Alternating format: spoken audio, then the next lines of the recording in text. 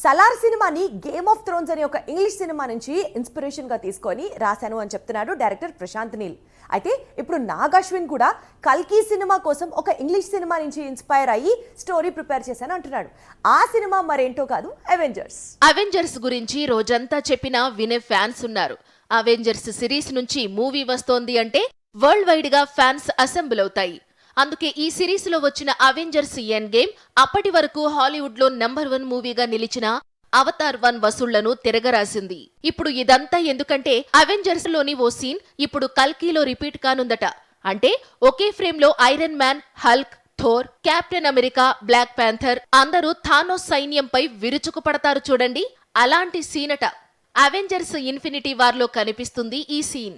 ఇలాంటి సీన్ కల్కి క్లైమాక్స్ లో కనిపించనుందని ఇండస్ట్రీలో జోరుగా ప్రచారం సాగుతోంది.